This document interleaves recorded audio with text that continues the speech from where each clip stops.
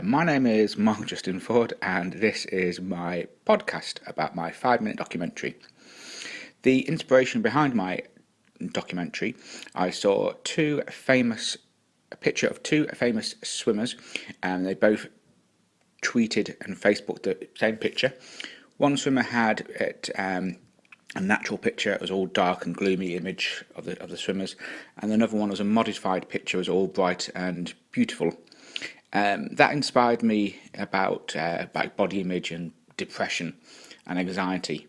So that's what started me off about my documentary. In my team to film was on the camera was camera person was Natalie and James. Shannon did behind the scenes for me. Actors were Jackie, Chris, James, Sophie, Dave, Hayley and Josh. Working with the team was really good fun. At times a little bit stressful trying to get everyone coordinated at the same time. So to get around this, I filmed during class time. So luckily, during the class time, I was able to take everyone away from the lessons and film for my major scene, which is a scene in the TV studio around a snooker table. I also was able to create a corridor scene, which is one of the vital parts towards my film. What I found to struggle with was getting the team to take direction. Some people were just quite happy just to sort of act. Other people wanted more reassurance in what they were doing. In particular, James, who had some really good camera angles, he wanted to take control of the whole shoot. But as this was my little baby, I took control. But James several times kept interrupting with different camera angles.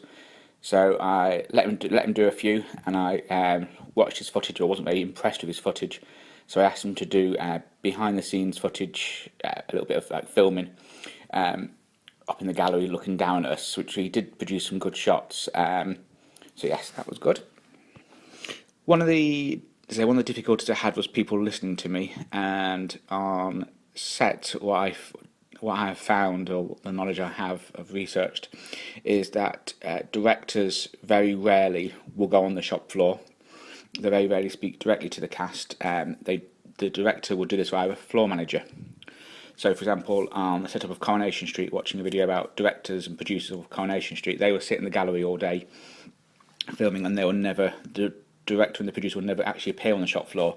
They'll only do a walkie-talkie and speak directly to the floor manager. And then in a very extreme case, they will come onto the shop floor and speak to cast, but that's only if people are in trouble and there's going to be a firing. So, for example, on Blue Peter, the producer in the 1980s and late 1990s, Biddy Baxter, she was famous when things went wrong. The presenters have said that when things have got wrong, you could hear Biddy Baxter's high heels coming down the corridor onto the studio floor to give them a telling off. And a firing. So, yes. Working on Jackie's film was interesting. He wanted to do a shot where he placed a camera outside the classroom and we all walked past the camera and he filmed our feet. So he used multiple takes on this. It was a little bit frustrating for us all because we didn't really know what we were doing. And we just sort of walked all different directions, and I think one time somebody stumbled over the camera by mistake because we didn't know where the camera was. So I'm all for taking several shots, for example, and using multiple takes. For example, on the multiple takes happen. For example, in the theatre industry, when I worked at the theatre, there used to be a show, Mrs. Brown Boys used to be on the theatre, used to do a play, and it was recorded for CDs. And also I watched Peter Kay. What these performers do is they go on stage, do their performance on stage, and then film it. And on the second day, wear exactly the same clothes, do exactly the same jokes, exactly the same time, and film it. So basically, what they do multiple takes. They film and they do stand-up comedian DVDs. They film over 2 or 3 nights. The cast and the crew wearing exactly the same clothes, and they merge in the editing. They merge all the scenes together. With multiple shots in mind, I had to do a scene outside my house of a car, me getting in and out of the car. I got frustrated because there was cats walking past the car and getting in shot, and there was humans and traffic going past. I got very frustrated with people walking past, but then I realised it was a public place. Took time out to have lunch, and during lunch I reviewed the footage and looked back and thought, oh, there's several the takes that I've done with people walking past and cats walking past. Actually, it does look more realistic. So after lunch, we went back again. We did 2 more shots, and again with people walking past, public walking past. I thought people walking past added an air of authenticity to my filming and the realism of my filming. For Shannon's film, I worked as a creepy ghost and part of a team as one of the actors. Sophie was one of the actors also, and I was trying to come up on scare Sophie. Shannon had allocated for me a 30-minute makeup session, which actually took 2.5 hours. So it took, which then snowballed into delaying the rest of the day's filming and put Shannon on edge and Sophie on edge, put us all on edge and put us all filming on edge. We were very conscious about our deadline. What I took from this lesson, or from this session with Shannon filming, is that things don't always go to time. You need to plan extra, give extra time for transport or people being delayed on the buses or waking up late. So always plan that things that take longer than they really do. That's what I walked away and learned from Shannon's lessons, or her filming, sorry. I feel the skills that are required for a producer and director is good communication, being a team player, a persuasive manner to get people to do what you want, patience, and to be good on your feet because you'll be filming for very long, very extreme long days. 12, 13 hours is not uncommon to film in the industry.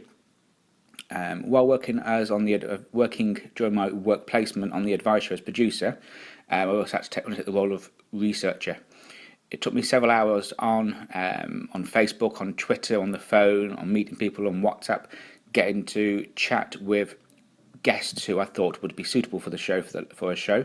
So it took much longer than I thought it would be. So for a half-an-hour live show, the amount of research and production process and setting up the studio would be about 3 hours before. 3 hours in time of research for an actual half-an-hour show. And I also found with live TV, it's all very much last minute, trying to get people into place and sitting into the chairs, getting the camera sorted out for a very much short amount of time. So, for example, I can imagine working, if you worked on This Morning, which is a 3-hour live broadcast, that must be weeks and weeks worth of planning. And that's why there's like 50 people working on that show based in London. So it's a massive operation. Skills that I've learned for being part of a crew is, again, having patience, the need to give really clear information to the cast and to the crew, and as an actor to really need and to understand what role you're playing. So ask for, take notes and ask for specific information as to what you're supposed to be doing. One of the popularity and importance of influence of fictional productions on television, I think a film genre or TV genre and film genre that always keeps coming back to my mind and what I always enjoy is like presidential films. So Dave is a film that's on a few years back. You've also got The West Wing, which is a cult program on Channel 4, aired in America. That went on for, I think it's about 8 or 9 seasons. And you've also got on, at the moment, Scandal UK Living. I think these political dramas keep coming back because people are always interested in the inner workings of government, be it UK or abroad. And that concludes my podcast.